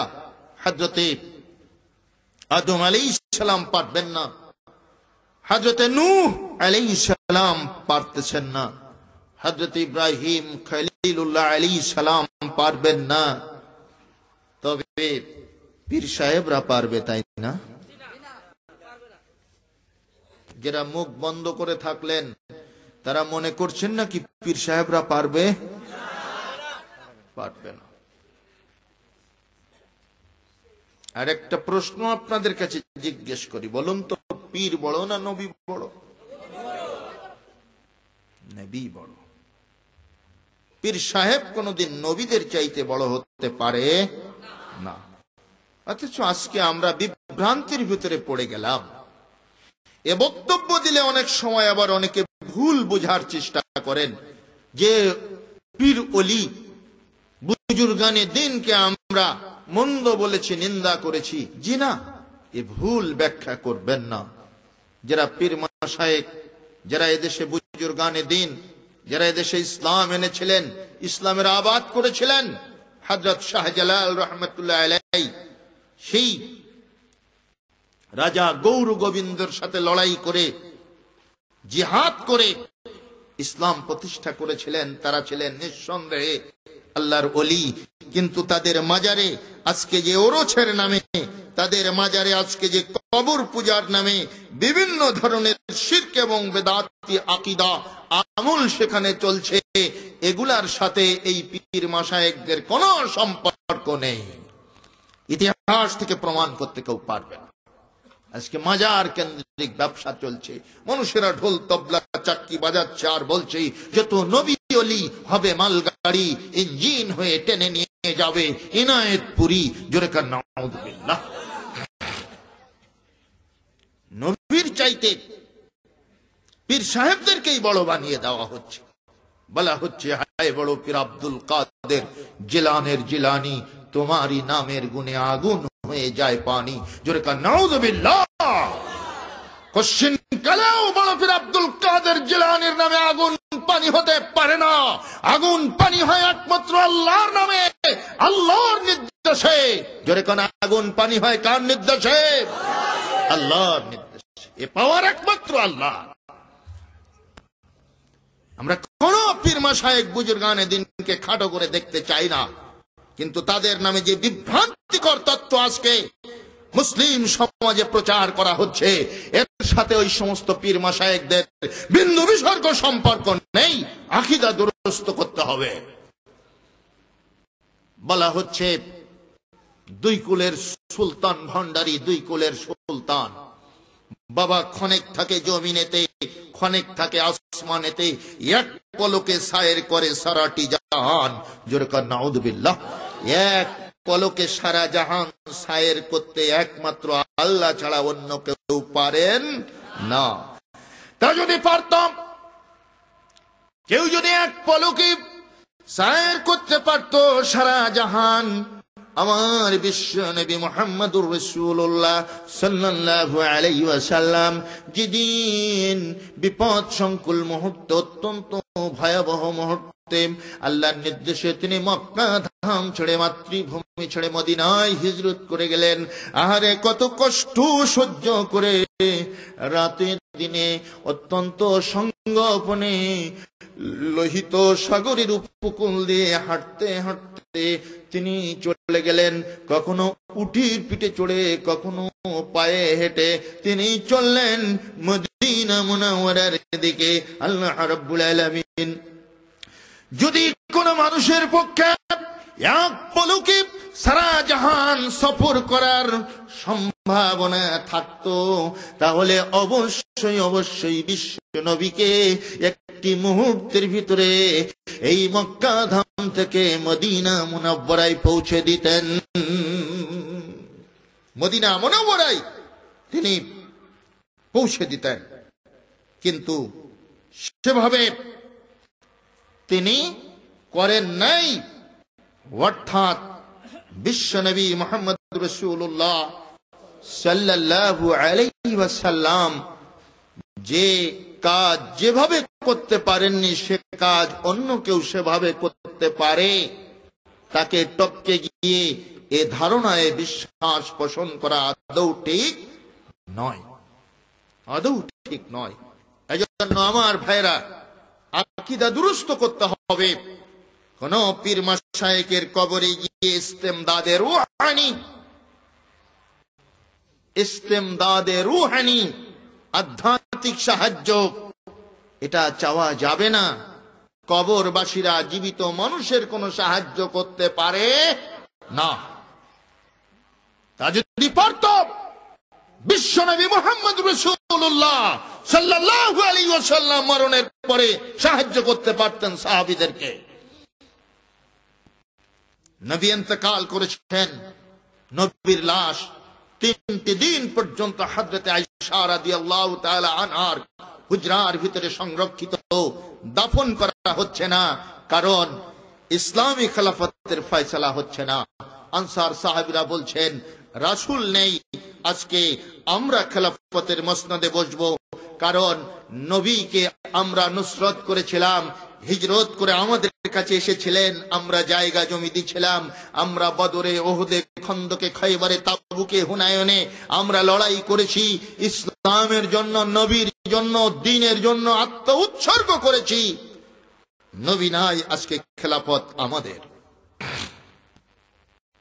মুহাজির সাহাবীরা বলছেন, হে আনসার, ঠিকই আছে, আপনাদের অবদানকে অস্বীকার করতে চাই না, কিন্তু আমরা ভিটে মাটি, জায়গা জমি, টাকা পয়সা, স্ত্রী পুত্র কন্যা, বিষয় আশায়, বৈভব সবকিছু কুরবান করে দিয়ে, ত্যাগ করে দিয়ে, একমাত্র আল্লাহ এবং তার রাসূলের মহব্বতে যত সর্বস্ব বিলীন করে দিয়ে, শুধু ঈমানের হাতিয়ার নিয়ে আমরা চলে এসেছি মদিনায় রিক্ত হস্তে, এবং ওহুদে, খন্দকে, খয়বরে, বদরে, হুনাইনে যুদ্ধ করে আমরাও ইসলামের ঝান্ডাকে উড্ডীন করেছি।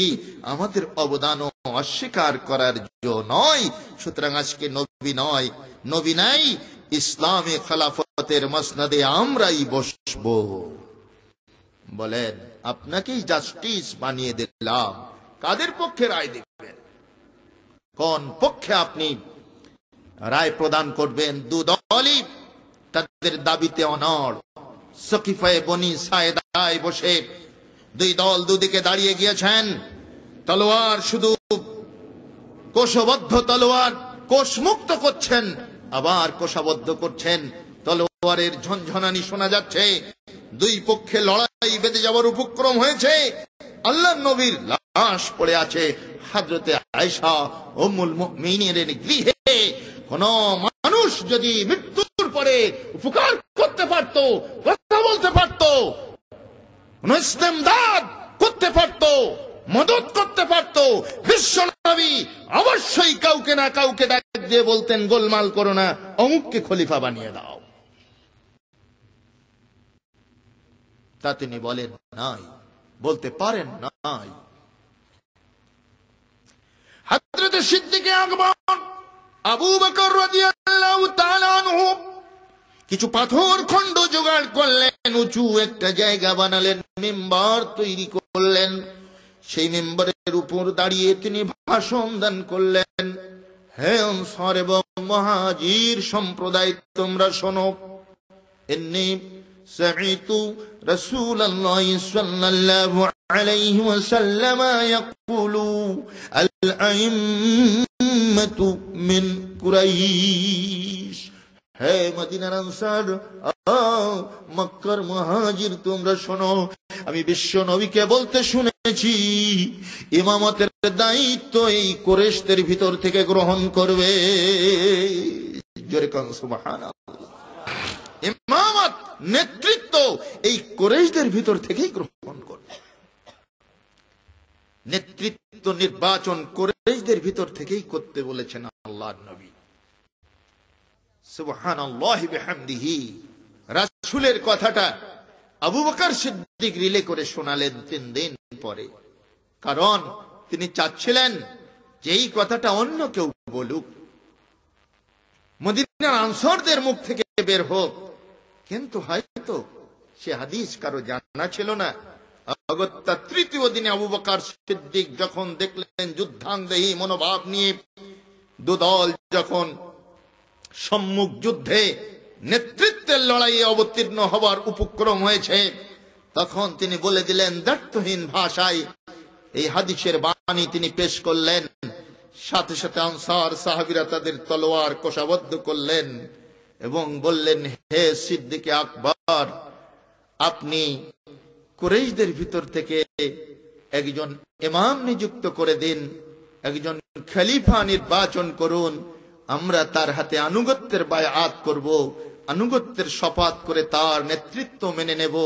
আমরা যে দাবি পেশ করেছিলাম আমাদের দাবি আমরা প্রত্যাহার করে নিলাম।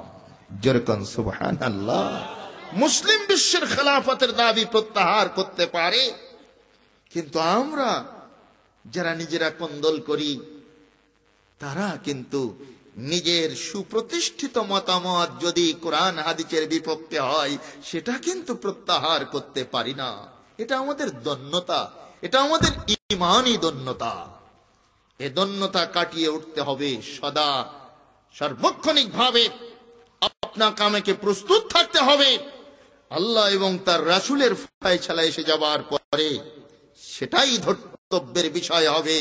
হতে পারে আমি যেটা মানছি, আমি যেটা করছি, হয়তো এটা দীর্ঘদিন করে আসা বটে, কিন্তু কোরআন সুন্নাহর বিপরীত মেলে না, ভুল, সাথে সাথে ছেড়ে দিতে হবে।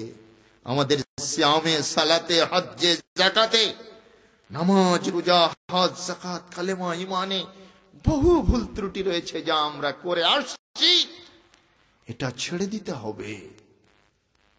ওই দিকটাতে আমি যাব না, যেহেতু একটা বিষয়ের উপরে আমি আলোকপাত করতেছিলাম। হাজারো বিষয় এমন রয়েছে যা আমাদের অজানার কারণে কিংবা মানসিক সংকীর্ণতার কারণে আমরা করে চলেছি।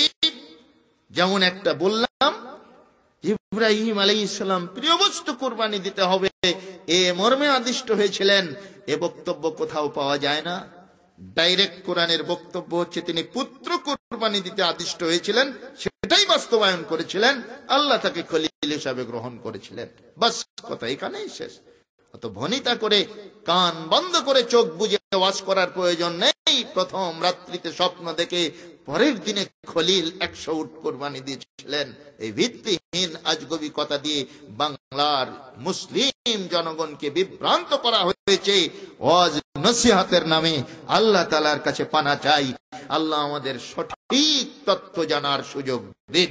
সবাই বলি আমিন। আমার বন্ধুরা, হযরত মূসা আলাইহিস সালামের কাছে মানুষরা চলে যাবেন। মূসা আনতা কালিমুল্লাহ ফাশফি লানা ইয়া মূসা, হে মূসা আপনি আল্লাহর নবী, জলিলুল কদর পয়গম্বর, আপনি একজন বিশিষ্ট পয়গম্বর। আল্লাহ পাকের সঙ্গে আপনি অধিক কথোপকথন করেছেন। কালিমুন এ শব্দ হচ্ছে অধিক কথোপকথনকারী, ইসমে ফাইল মুবালাগা, অধিক শব্দ আধিক্যবাচক বিশেষ্য। এখানে অধিক কথোপকথন যারা করেন তাদেরকে কালিম বলা হয়। কালিমুল্লাহ মানে আল্লাহ পাকের সঙ্গে বেশি বেশি তিনি কথা বলেছেন। সুতরাং মূসা আলাইহিস সালামের একটা আলাদা বৈশিষ্ট্য রয়েছে। মূসা আলাইহিস সালাম নিঃসন্দেহে একজন অত্যন্ত সুবৃহৎ পয়গম্বর, বড় মাপের একজন নবী। সুতরাং মানুষেরা গিয়ে অনেকটা আস্থা নিয়ে, অনেকটা তার উপরে ভরসা নিয়ে, তার উপরে আস্থা রেখে দাবি পেশ করবেন, হ্যাঁ মূসা কালিমুল্লাহ, আপনি আমাদের জন্য একটু শাফাআত করুন আল্লাহ পাকের দরবারে।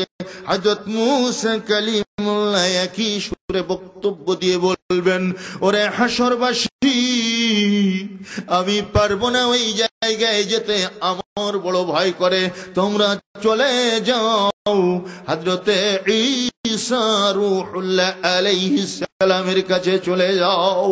হাসরবাসী, আমার বড় ভয় করে, আমি শাসন করার জন্য বনি ইসরাইলের একজন দুর্বল মানুষের উপরে একজন সবল মানুষ অত্যাচার করেছিল। সেই অত্যাচারী মানুষটাকে শাসন করার জন্য তাকে একটা কিল মেরেছিলাম। তাকে একটা ঘুষি মেরেছিলাম, ওই ঘুষি খাইয়া ওই মানুষটা সেখানে মৃত্যু মুখে পতিত হয়েছিল। আর ফিরাউনের দরবারে আমার বিচার হবে এই ভেবে আমি মাদায়েন শহরে পালিয়ে গিয়েছিলাম। তাই আমার বড় ভয় করে সেই দিনের কথা মনে করে আল্লাহ রাব্বুল আলামিন যদি প্রথম নম্বরে আমাকে দেখতে পেয়ে আমাকে হালাক করে দেন, বরবাদ করে দেন, আমি ব্যর্থ হয়ে যাব। সুতরাং হাসুরবাসী আমাকে মাফ করো, তোমরা চলে যাও, হযরত ঈসা রূহুল্লাহ আলাইহিস সালামের কাছে চলে যাও, তার কাছে চলে যাও, যেখানে বড় বড় পয়গম্বর আলাইহিমুস সালাতু ওয়াস সালাম তারা শাফাআত করতে সাহস পাচ্ছেন না। আল্লাহ পাকের কাছে গিয়ে হিসাবটা এই মুহূর্তে শুরু করা হোক, এইটুকু আবেদন করার দুঃসাহস দেখাতে পারছেন না। সেখানে কোন পীর ফকির অলি দরবেশ কি তার মুরিদদের জন্য সুপারিশ করে জান্নাতে নিয়ে যাওয়ার ব্যবস্থা করবেন? এটা মেনে নেওয়া যায়? চায় না। এটা ভুল সিদ্ধান্ত, আকীদা ভুল। হযরত মূসা আলাইহিস সালাম ঈসা রূহুল্লাহর দিকে দেখিয়ে দিবেন, তার কাছে চলে যাও, তিনি যদি তোমাদের জন্য শাফাআত করতে পারেন তাহলে তোমরা শাফাআত পাবে। আমার মতো মূসার জন্য এটা সম্ভব হচ্ছে না। মানুষেরা চলে যাবে হযরত ঈসা রূহুল্লাহর কাছে। বুখারী শরীফ জিলদে সানি কিতাবুত তাফসীরের ভিতরে এই বিশাল হাদিস আলোচিত হয়েছে। হযরত ঈসা আলাইহিস সালামের কাছে গিয়ে বলবেন, আনতা ঈসা রূহুল্লাহ ফাশফি' লানা ইয়া ঈসা, হে আল্লাহর নবী ঈসা আপনি আল্লাহ পাকের রূহ, আল্লাহ পাক আপনাকে বাপ ছাড়া পয়দা করেছিলেন, আপনার ভিতরে রূহ ফুঁকে দিয়েছিলেন আল্লাহ। ঈসা আলাইহিস সালাম ময়দানে মাহশরে অনেক জায়গায় আমরা গিয়েছিলাম, কেউ আমাদের জন্য শাফাআত করতে রাজি হলেন না। অবশেষে আপনার কাছে এসেছি, মেহেরবানি করে আমাদের জন্য একটু শাফাআত করুন। আল্লাহ পাক যেন এই মুহূর্তে সবটা শুরু করে দেন। হযরত ঈসা আলাইহিস সালাম বলবেন, লাস্তু হুনাকুম ইতু মুহাম্মাদান সাল্লাল্লাহু আলাইহি ওয়াসাল্লাম হুয়া সাইয়্যিদুল মুরসালিন।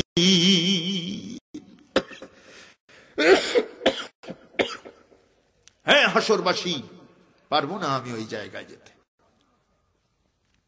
আমার মাকে গোটা খ্রিস্টান জগৎ, নসরা সম্প্রদায়, তারা আল্লাহর স্ত্রী ভেবেছিল, আমাকে আল্লাহর বেটা সাব্যস্ত করেছিল।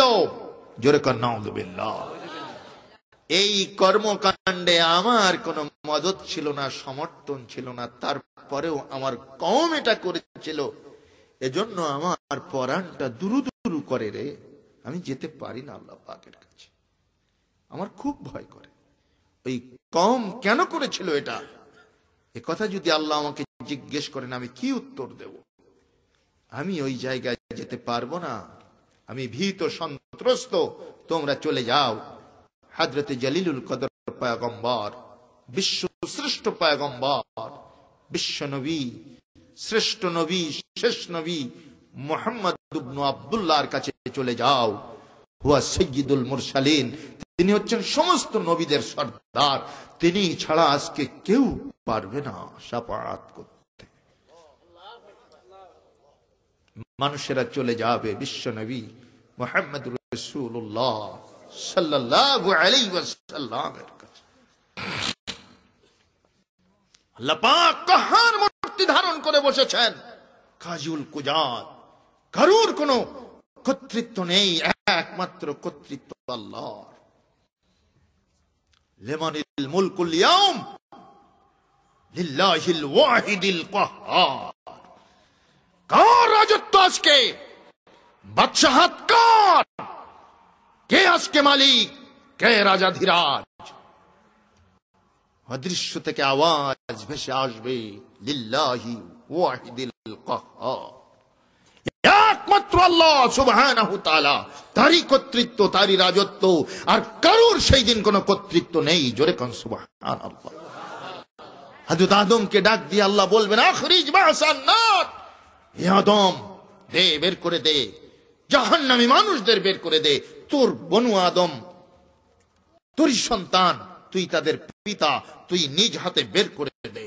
আখরিজ বাসান নার, জাহান্নামীদেরকে পৃথক করে দে, দে, শিগগির দিয়ে দে। হযরত আদম বলবেন প্রকম্পিত হবে, মিন কম কম ইয়া রাব্বি, বুখারী শরীফ, মিন কম কম ইয়া রাব্বি, হে আল্লাহ, কত জনের ভিতর থেকে কতজনকে দেব আল্লাহ? আল্লাহ বলবেন, দে, 1999 জনকে জাহান্নামী করে দে। জোরে কর নাউযু বিল্লাহ, জোরে কর নাউযু বিল্লাহ। এই হাদিস শোনার পরে সাহাবায়ে কেরাম প্রকম্পিত হয়ে উঠলেন, ইয়া রাসূলুল্লাহ, আপনি বলছেন কি 999 জনকে হাজারের ভিতরে জাহান্নামী করে দিলে আমরা যাব কোথায়? আল্লাহর নবী বললেন, 1999 জন হবে ইয়াজুজ মাজুজ, আর একজন জান্নাতি, তা হবে তোমরা। সাহাবায়ে কেরাম খুশি হলেন, আল্লাহু আকবার বলে উঠলেন, চিল্লিয়ে এখন আল্লাহু আকবার। বিশ্বনবী কিছুক্ষণ পরে বললেন, 1/3 মানুষ তোমরা জান্নাতি হবে, গোটা জান্নাতি মানুষের 1/3 তোমরা জান্নাতি হয়ে যাবে। সাহাবায়ে কেরাম আনন্দ উৎসাহে তারা আল্লাহু আকবার ধ্বনি দিলেন, জোরে কান আল্লাহু আকবার। নবী আবার থেমে থেমে কিছুক্ষণ পরে বললেন, ও সাহাবীরা, মনক্ষণ না, চিন্তা করো না, অর্ধেক মানুষ তোমরা, গোটা জান্নাতি মানুষের অর্ধেক তোমরাই হবে। সাহাবায়ে কেরাম আনন্দে আল্লাহু আকবার ধ্বনি দিলেন। এরপরে আল্লাহর নবী বললেন, ও সাহাবারা, শুনে রেখে দাও, আল্লাহর পক্ষ থেকে আমি তোমাদেরকে সুসংবাদ দিচ্ছি, গোটা জান্নাতি মানুষের ভিতরে তোমরা সংখ্যা গরিষ্ঠ হবে, আর সমস্ত পয়গম্বরদের উম্মত হবে সংখ্যালঘু। সাহাবায়ে কেরাম আল্লাহ পাকের প্রশংসা কীর্তন করতে গিয়া আল্লাহর মহত্ব বর্ণনা করে আল্লাহু আকবার ধ্বনি দিলেন, জোরে কান আল্লাহু আকবার।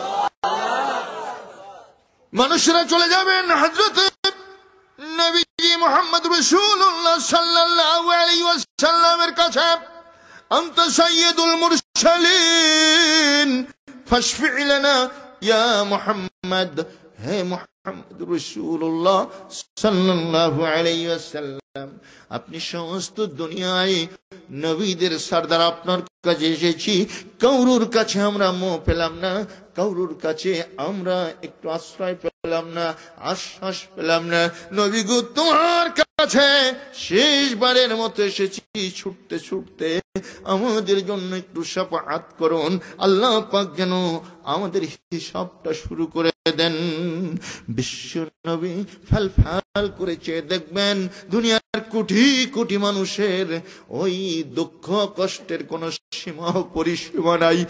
বিশ্ব নবী বলছেন, আমি সঙ্গে সঙ্গে আরশে আজিমের নিচে সিজদায় পড়ে যাব, অঝরে ক্রন্দন করতে থাকবো, আমার মাহবুদের প্রশংসা কীর্তন করব, আর আমি অঝর নয়নে কাঁদতে থাকবো। আল্লাহ পাক ডাক দিয়ে বলবেন, কে রে, কে কান্দে? আরশে আজিমের নিচে কার কান্নার আওয়াজ শোনা যায় রে? ফেরেশতারা বলবে, আল্লাহর কেউ নাই গো, তোমার মাহারা বাপরা এতিম পয়গম্বর মুহাম্মদ ইবনে আব্দুল্লাহ কাঁদতেছে।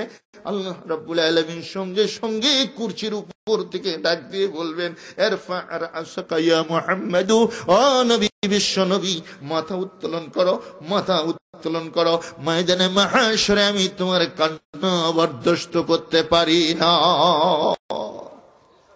আল্লাহর হাবিব বলছেন, আমি মাথা উঠাবো না, যতক্ষণ আমার রব চাইবেন ততক্ষণ আমি আল্লাহ পাকের প্রশংসা করতেই থাকবো, আল্লাহর হামদ সানা, সিত্ত সানা বর্ণনা করব। এরপরে দ্বিতীয় দফা আল্লাহ পাক আবার ডাক দিয়ে বলবেন, ইরফা রাসাকা ইয়া মুহাম্মাদু, হে নবী, মাথা উত্তোলন করো, মাথা উত্তোলন করো। আল্লাহর হাবিব বলছেন, না, আমি মাথা উঠাবো না, তখন আমি মাথা উঠাবো না, আমি আবারও সিজদায় পড়ে আবারও কাঁদবো, কাঁদতেই থাকবো, আল্লাহ পাকের হামদ সানা বর্ণনা করব, আল্লাহর মহত্ব বর্ণনা করতে থাকবো, ওভাবেই পড়ে কাঁদবো আর কাঁদবো। আল্লাহ রাব্বুল আলামিন যতক্ষণ চাইবেন ততক্ষণ আমি পড়ে থাকবো। তৃতীয় দফা আল্লাহ পাক ডাক দিয়ে বলবেন, ইরফা রাসাকা ইয়া মুহাম্মাদু ইশফাআতু শাফা, হে রাসূল মাথা উত্তোলন করুন আর আপনি শাফাআত করুন, আপনার শাফাআত কবুল করে নেব। জোরে কোন সুবহানাল্লাহ, জোরে কোন আলহামদুলিল্লাহ। উম্মতে মুহাম্মাদির জন্য এটা গর্বের বিষয়। একমাত্র বিশ্ব নবী মুহাম্মদ রাসূলুল্লাহ সাল্লাল্লাহু আলাইহি ওয়াসাল্লাম শাফাআতের কান্ডারি হবেন, তিনি ছাড়া আর কেউ শাফাআত করতে পারবে না। ভুল ভুল শত ভুল বিলকুল ভুল, শাফাআতের কান্ডারি মুহাম্মদুর রাসূল আমার, শাফাআতের কান্ডারি মুহাম্মদুর রাসূল। সেই রাসূলের তরিক ধরি ঈমান আমলের জিহাদ করি, সেই রাসূলের তরিক ধরি ঈমান আমলের জিহাদ করি, নির্ভীজাল তাওহীদ আমার সংগঠনের মূল। শাফাআতের কান্ডারি মুহাম্মদুর রাসূল আমার, শাফাআতের কান্ডারি মুহাম্মদুর রাসূল। ভুল ভুল শত ভুল বিলকুল ভুল, শাফাআতের কান্ডারি মুহাম্মদুর রাসূল আমার, শাফাআতের কান্ডারি মুহাম্মদুর রাসূল। আমরা আল হিরা শিল্পী গোষ্ঠীর মাধ্যমে এই জাগরণী, এই ইসলামী সঙ্গীত বাণীবদ্ধ করে জাতির সামনে পেশ করেছি। ভুল শাফাআতের কান্ডারি একমাত্র মুহাম্মদুর রাসূলুল্লাহ সাল্লাল্লাহু আলাইহি ওয়াসাল্লাম ছাড়া দুনিয়ায় অন্য সকল পয়গম্বর যেখানে ভীত সন্ত্রস্ত হয়ে ফিরে আসবেন, সেখানে কোন পীর ফকির ওলি দরবেশ মুরিদের জন্য শাফাআত করে কিয়ামতের ময়দানে কোনো সুযোগ সৃষ্টি করে দিতে পারে না। এটা ভুল সিদ্ধান্ত। এ ভুল থেকে আমাদেরকে ফিরে আসতে হবে। সম্মানিত সুধী মণ্ডলী, ময়দানে মাহশর অত্যন্ত বিপদ সংকুল স্থান। সেই দিন আল্লাহ পাকের জিকির থেকে মুখ ফিরিয়ে নেওয়া মানুষগুলো আন্ধা হয়ে উঠবে। সেদিন তাদের দুঃখ দুর্দশার কুল কিনারা থাকবে না, জাহান্নামে নিক্ষিপ্ত হবে। সুতরাং হাসরের ময়দানের এই আযাব গজব থেকে বাঁচতে হলে আমাদেরকে ব্যক্তি, পারিবারিক এবং সার্বিক জীবন আল্লাহর জিকির অনুযায়ী গড়ে তুলতে হবে। কুরআনুল কারীম এবং সহিহ হাদিস অনুযায়ী আমাদের জিন্দেগি গঠন করতে হবে।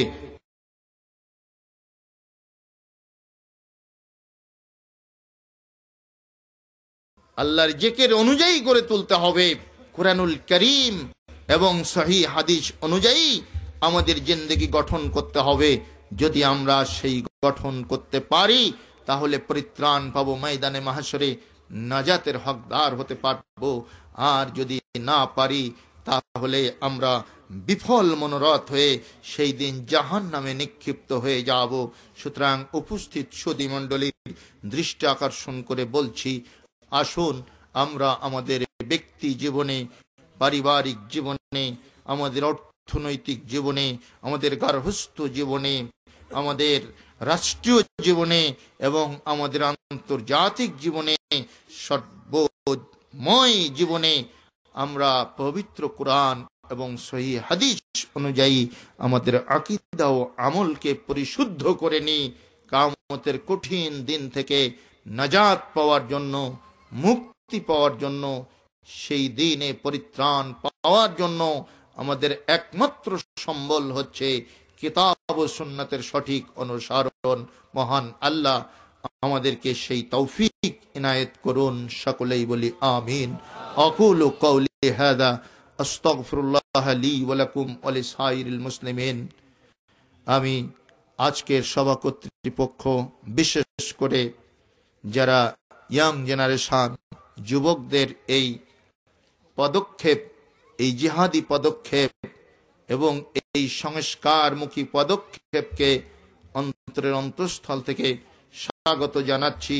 এবং এই মাহফিলে যারা পয়সা দিয়ে, বুদ্ধি দিয়ে, শ্রম দিয়ে, পরামর্শ দিয়ে সহযোগিতা করেছেন, তাদের সকলের জাযায়ে খায়ের কামনা করে সকলকে ধন্যবাদ জানিয়ে, বিশেষ করে মহতারাম বন্ধুবর সভাপতি মাওলানা আমানুল্লাহ বিন ইসমাইল, যিনি তার খিদমতের ক্ষেত্র হিসাবে ঢাকা শহরকে বেছে নিয়ে ঢাকা শহরের উপকণ্ঠে যে সমস্ত আহলে হাদিস জামাতগুলো ছড়িয়ে আছে সেখানে নিরলসভাবে দাওয়াত ও তাবলীগের কর্ম আঞ্জাম দিয়ে যাচ্ছেন। আল্লাহ পাক তার হায়াতে তাইয়্যিবা দান করুন, তার তন্দরুস্তি দান করুন এবং আরো বেশি করে সমাজকে বেশি কিছু দেওয়ার মতো যোগ্যতা দান করুন, সময় এবং সুযোগ দান করুন।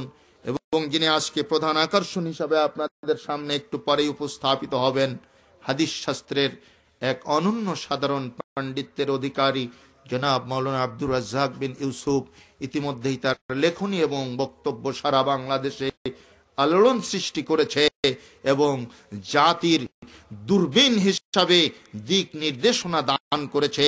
সুতরাং তারও আমি হায়াতে তাইয়্যিবা এবং সুন্দর স্বাস্থ্য, সুন্দর জীবন কামনা করে উপস্থিত মঞ্চের উলামায়ে কেরামকেও আমার অন্তরের অন্তঃস্থল থেকে, সুধী বৃন্দকে অন্তরের অন্তঃস্থল থেকে ধন্যবাদ জ্ঞাপন করে, এবং মা বোনদের শানেও আমাকে কিছু বলতে বলা হয়েছিল, তারপরেও একটা বিশাল সাবজেক্ট রপ্ত করে মা বোনদের দিকে যাওয়ার আগেই সময়ের দুর্ভিক্ষ পরিলক্ষিত হওয়াতে আমি সেদিকটাতে আর যেতে পারলাম না। আশা করি বিজ্ঞ সভাপতি, উনিও বক্তা মানুষ, আপনারা তাকে সভাপতিত্বের আসন অলঙ্কৃত করায় নিহায়েত কিছু বক্তব্য শোনা থেকে মনে হয় নিজেদেরকে মাহরুম করেছেন বলে আমি মনে করি। তো উনিও ফাঁকে ফাঁকে প্রয়োজনীয় যেগুলো বলা দরকার বা অত্যন্ত প্রয়োজন সমাজ ও জাতির জন্য সেগুলো বলবেন। আমার জন্য আপনাদের কাছে সন্তর্পণে দোয়ার ভিক্ষা চেয়ে এখানেই পরিসমাপ্ত করছি। আসসালামু আলাইকুম ওয়া রাহমাতুল্লাহি ওয়া বারাকাতুহু।